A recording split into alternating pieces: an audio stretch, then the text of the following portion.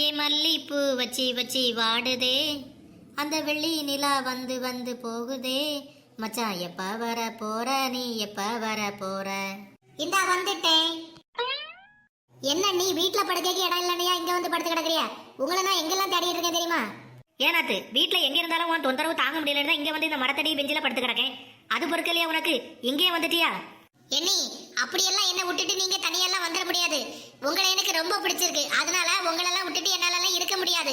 அதான் என் மாமியார் வீட்டு கூட போகாம நான் இங்கேயே வந்து கிடக்கேன். ஆனா ஒன்னு எனக்கு பிடிக்கலையே நாத்து, ஒழுங்கு மரியாதையா உன் மாமியார் வீட்டுக்கு ஓடி போயிரு. போங்க அண்ணி, உங்களுக்கு எப்ப பார்த்தாலும் விளையாட்டு தான். நீங்க மூஞ்ச கோவமா வச்சுட்டு பேசினா மட்டும் எனக்கு சூடு வந்து நான் உடனே என் மாமியார் வீட்டுக்கு போயிடுவேன்னு நினைக்கிறீங்களோ? அதெல்லாம் ஒரு காலமும் நடக்காது.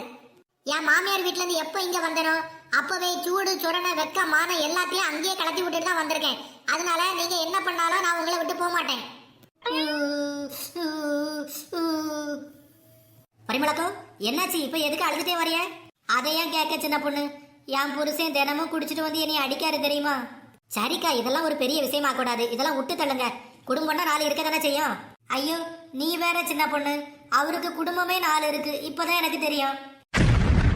ஏன் பரிமளாக்கும் சின்ன வீடே தான் வச்சிருக்காரோ?